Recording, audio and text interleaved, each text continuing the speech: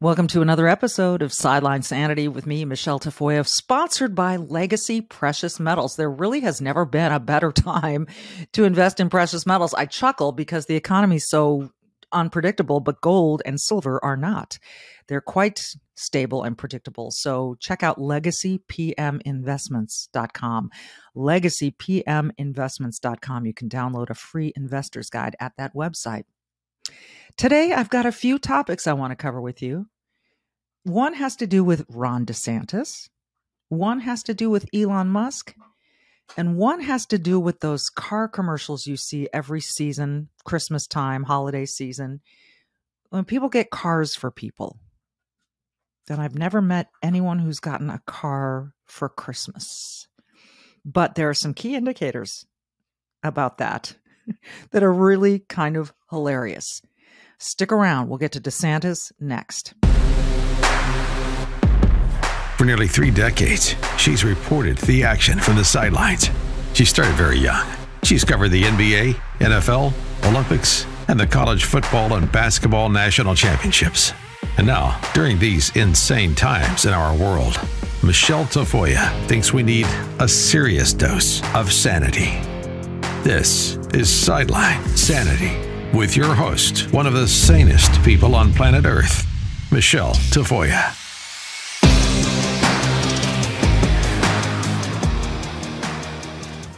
Well, I am a big fan of Substack and a big fan of Bari Weiss and her new platform, The Free Press.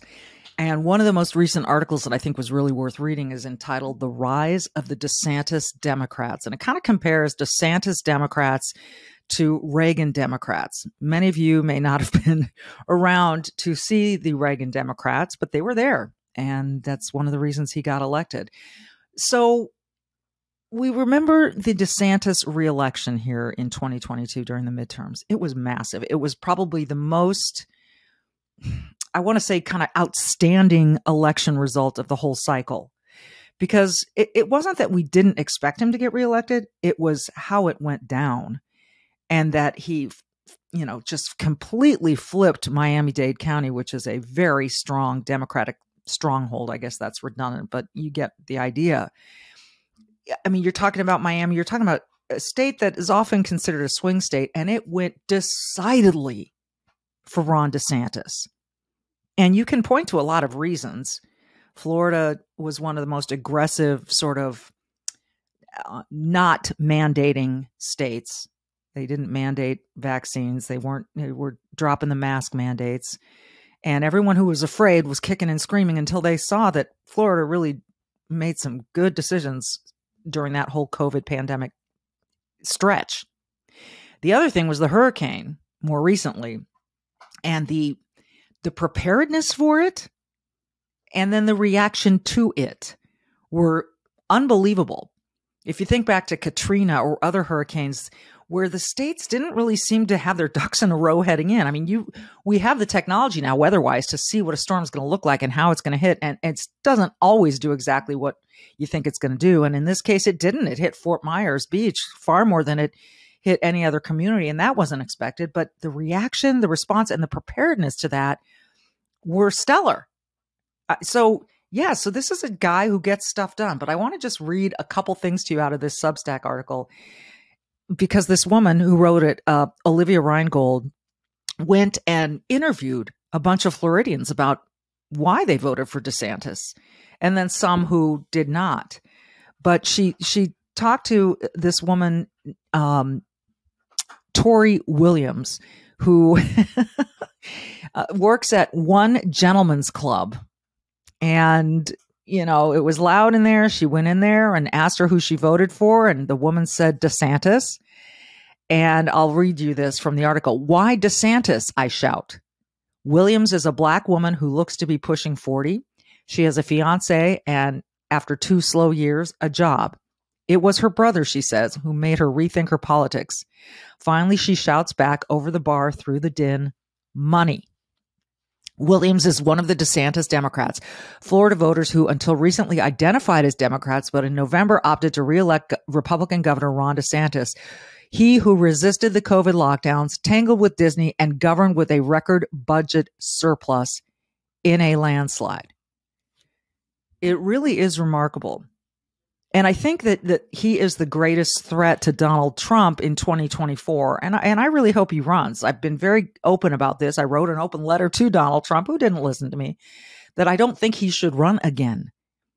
And his latest move with the NFTs and, just a big money raising thing make him seem far less serious. And you've got Ron DeSantis tackling very serious issues. And he's really, since the reelection, he's really kind of, he hasn't been out there shouting at anyone. He's not been doing the kinds of things that you do when you're going to run for president. But he may want to ride this momentum. And personally, I would vote for him. And, I tend to vote Republican. I don't think that's any surprise to anyone. But the way he has a record. He has a record that demonstrates capabilities, no fear, backbone, yada, yada, yada. And I'll say this, and this is going to sound really superficial, but what about politics isn't superficial? There are optics to consider.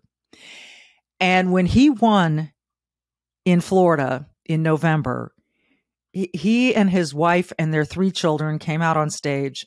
And it's a good looking family. It's a really beautiful family. I will also say that his wife, Casey, in the whole preparation for the hurricane and in the aftermath, was very active and appropriately so. She took a role and she did that role effectively and beautifully. So, there's a whole package here to look at with Ron DeSantis, and some people want to call him Trump light and all of that. But what he is and the only baggage he seems to have is good, solid suitcases full of accomplishments. And we know that Trump comes with a lot of other baggage. And even people who have been fervently supportive of Trump and his presidency and what he got accomplished are saying his time has passed. I think they're able to say that more confidently because of DeSantis and what he's accomplished and how he's been received in the state of Florida. So it's interesting. There are the DeSantis Democrats, and a lot of them are Latinos, Hispanics, Cubans, people who came from Cuba, who know what it's like to be silenced, to have mandates, to live in a truly oppressed society. And they appreciate this guy.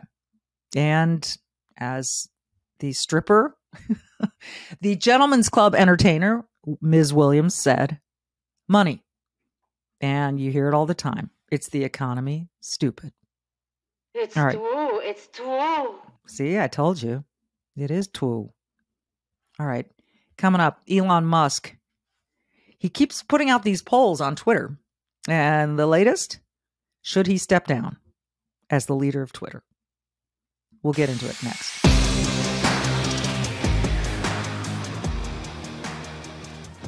Hey, we want to thank our friends at Epic TV for sponsoring the show. Epic TV is a censorship-free video platform with original news programs like Crossroads, The Larry Elder Show. I'm happy to say Larry's been on this show. Facts Matter, American Thought Leaders, and documentaries investigating critical issues that are not covered anywhere else. This is a great resource. Why do we trust the Epic Times?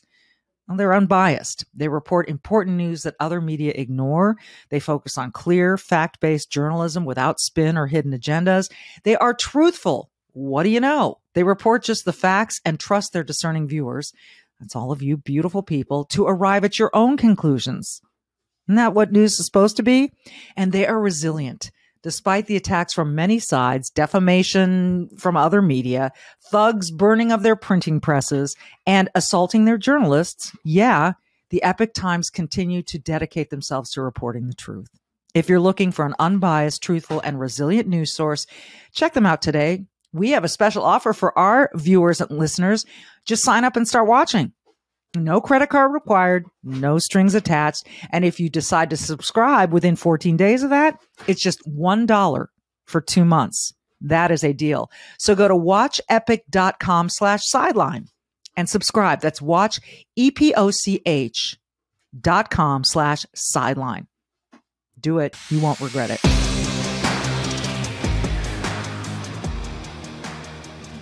So we all know Elon Musk finalized his deal to buy Twitter. He is the owner of Twitter.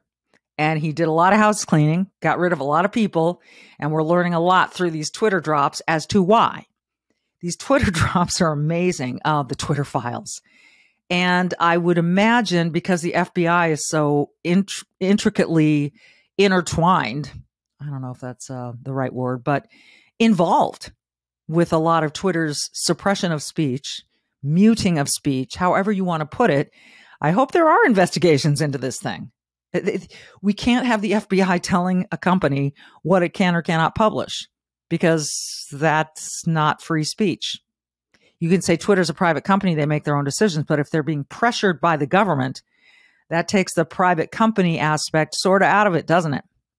So Elon Musk publishes this poll. Should I step down from Twitter? Yes or no? Simple binary choice. And then he tweeted afterwards something like, be careful what you wish for, you may get it. But the majority of people said, yes, he should step down from running Twitter. Now, he's obviously going to remain the owner of Twitter. That doesn't change.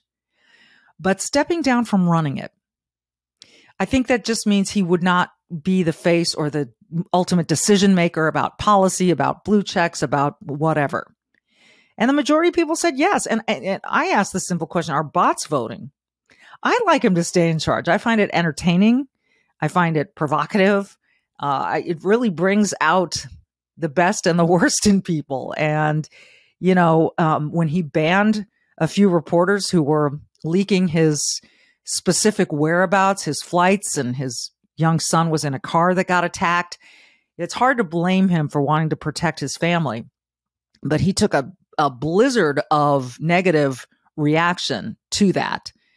Old Dan Rather wrote, oh, rules for thee, but not for me. Censorship for thee, but not for me, or something stupid like that. I'm sorry, Dan.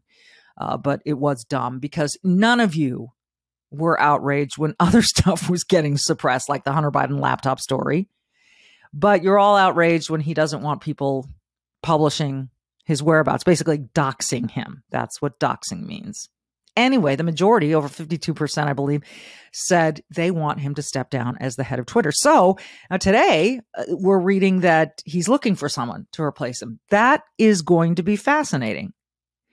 I think if he does this right, in my humble opinion, and I do got me an MBA, Master's in Business from the University of Southern California, so I know a little bit about business. Not a ton, but enough.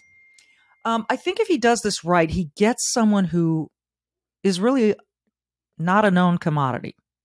Someone that people can't necessarily attach any baggage to or say, oh, that person, they've got a record of this or that or the other. Someone who's just going to make decisions quietly behind the scenes, not as full frontal as Elon is. But I want Elon to stay active on Twitter because it's just, I find it terribly, terribly amusing. And again, provocative, and it makes people crazy. And I love that. I'm a free speech absolutist, but it is interesting when you see some people getting canceled. Doctors, Jay Bhattacharya of Stanford is the one that comes to mind for a lot of people. Robert McCullough, who's been on this show, who was a COVID dissenter. You see them get silenced and no one says a word. But you see, you know, this reporter who's doxing him gets silenced and everyone goes, oh, censorship, censorship, censorship. It really is kind of alarming and delightful to watch all at the same time. I think we need this sort of muddied water right now to clear itself, to settle. And so maybe it is best for the platform overall for Elon to not be making those decisions, at least not publicly making those decisions, at least not in the fore. I mean, he can make the decisions all he wants and then have a CEO be the face of those decisions. But it's really interesting. We're going to see how this plays out. It's a very curious time for Twitter and for all of social media. I don't think anyone's immune from investigation at this point in terms of who's influencing what they publish. You know, when next time you get a chance, go to Google, go to Chrome, go to Safari, go to whatever search engine you use, and type in something a little political in the search bar and see what comes up first. See what the stack of articles or references is, and ask yourself, which way do these lean? It's really interesting to do that. And you wish they didn't lean, but they do. So Elon Musk isn't the only one who's going to be dealing with, Congress or investigations or anything like that. I think the whole social media industry is going to be facing some comeuppance here. And having said all of that, one hope that I do have overall is that TikTok gets banned. Because don't kid yourself. And we had someone on this show telling us how intertwined that platform is with the CCP, the Chinese Communist Party. Don't kid yourself and don't say, oh, that's so outlandish. It would never work that way. You need to dig a little deeper. You need to get to that second level thinking we often talk about here. Speaking of second level thinking, have you ever thought about, the car commercials with the big, huge bows on the car? There's a telling thing going on right now with cars and big bows as we head into the holiday season. And it's coming up quick here. Hope your shopping's done. And if it's not, have you considered gold or silver as a gift? You can buy physical gold and silver and gift it to someone. My mom did that for my husband and me on one of our anniversaries. It was a very generous gift. And it's kind of, I want to say it's kind of comforting to know that we have it. And it's not a lot, but it's something. So have you thought about it for yourself or for someone you love?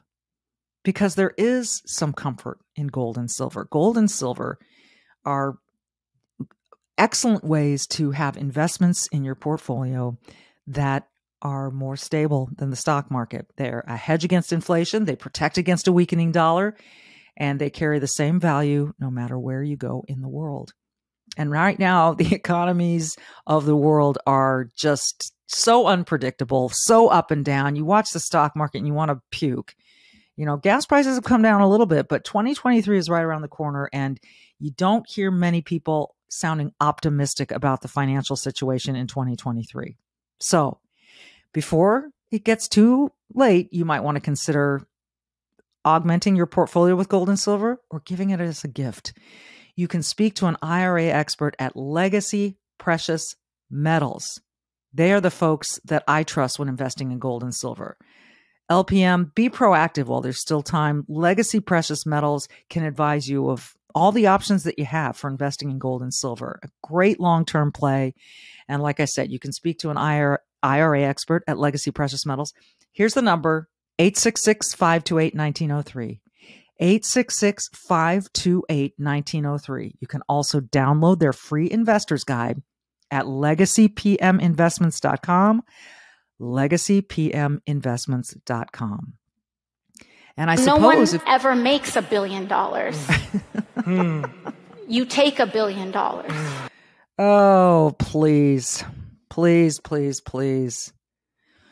Why isn't she down at the border crying? I don't understand. Things are worse than ever at the border, and she is nowhere to be seen. Okay, enough of that. So who's getting a car for Christmas is the headline in the personal finance section of the Wall Street Journals. Well, ask the people who sell giant bows. Have you ever thought about that? When people, you see the commercials. I've never seen this happen to anyone that I know. I've never received a car as a gift with a big bow on it. So I don't know. But here's the article from Joe Pinsker of the Wall Street Journal. If you're secretly hoping to be let outside on Christmas morning and surprised with a new car in the driveway, this may not be your year. Some makers and sellers of car bows, the oversized decorations that sit on hoods and roofs, report a steep decline in business this holiday season. As with many economic indicators of late, the data is mixed, but if weak bow sales are taken as a shiny red indicator, they may foreshadow a drop-off in the number of cars given as gifts this year. John Berg, have you ever known anyone to get a car as a gift with a big red bow on it? I was actually just trying to think about that. That is something that certain sides of my family would do, quite frankly. Oh, someone in your family would do that? Yeah, they order their vehicles out of the catalog. They call up and have it delivered. So, nice. I don't think I've ever seen it actually, though. I don't think there's ever been a I'm thinking of all the Christmases, and I used to spend with family. That's the family that would do this, and I don't think there was ever one with a bow on Christmas. I don't think we did that. I've never seen it except in commercials, and I guess it happens. It looks very nice. It does look nice. You know what does not look nice is, I'll finish with this, is the Stanford Guide to Acceptable Words. Quick, honest story here. I was accepted to both Cal, Berkeley, and Stanford, one across the bay from the other. And I did not take my acceptance to Stanford. I went to Cal, Berkeley. I know a lot of people associated with Stanford, but this makes me want to puke. Parodists have, I'm going to read from the editorial board at the Wall Street Journal. Parodists have it rough these days since so much of modern life and culture resembles the Babylon Bee. The latest evidence is that Stanford University administrators in May published an index of forbidden words to be eliminated from the school's websites and computer code, and provided inclusive replacements to help re-educate the benighted. Call yourself an American? Please don't. Better to say U.S. citizen, per the bias hunters, lest you slight the rest of the Americas. Immigrant is also out with, quote, person who has immigrated as the approved alternative. It's the iron law of academic writing. Why use one word when four will do? I mean, that one is person who has immigrated. You're an immigrant. That is a word in the dictionary, but I guess can't use it at Stanford now. You can't master your subject at Stanford any longer. In case you hadn't heard, the school instructs that historically masters enslaved people. So you can't, I've noticed on the home improvement shows, they no longer say master bedroom, they say main bedroom. And I'm sure that that's why. And I have no problem with that. But a master is also someone who has mastered a craft. I mean, but you can't master in something at Stanford anymore because you might come across as someone who has historically enslaved people. And don't dare design a quote unquote blind study, which, quote, unintentionally perpetuates that disability is somehow abnormal or negative, furthering an ableist culture. Come on, man. I'm not kidding. Blind studies are good and useful, but never mind. Quote, masked study is to be preferred. Follow the science, after all. Gangbusters is banned because of the index, or because the index says it, quote, invokes the notion of police action against gangs in a positive light, which may have racial undertones. Not to beat a dead horse, a phrase that the index says normalizes violence against animals, but you used to have to get a graduate degree in the humanities to write something that stupid. Again, I'm reading from the editorial board at the Wall Street Journal, and I love this piece. The Elimination of Harmful Language Initiative is a, quote, multi-phase project of Stanford's IT leaders. The list took, quote, 18 months of collaboration with stakeholder groups to produce, the university says. We can't imagine what's next, except that it will surely involve more make work for more administrators whose proliferation have driven much of the rise in college tuition and student debt. For 16,937 students, Stanford lists 2,228 faculty and 15,750 administrative staff. Oh my God. The list was prefaced with, to use another forbidden word, a trigger warning. Quote, this website contains language that is offensive or harmful. Please engage with this website at your own pace. Evidently, it was all too much for some at the school to handle. On Monday, after the index came to light on social media, Stanford hid it from public view. Without a password, you wouldn't know that stupid made the list. The list is stupid, Stanford. And yes, there are too many administrators, and they've got to find stuff to do and earn their paychecks so that your tuition can be exceedingly high.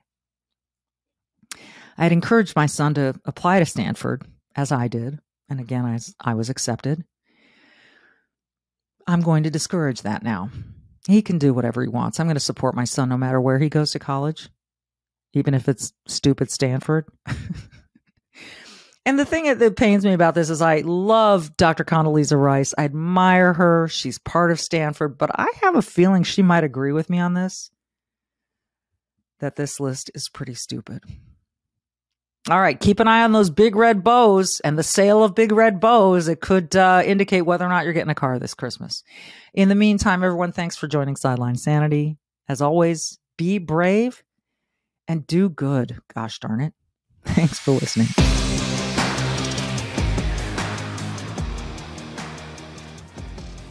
Happy to talk once again with Charles Thorngren, the CEO of Legacy Precious Metals.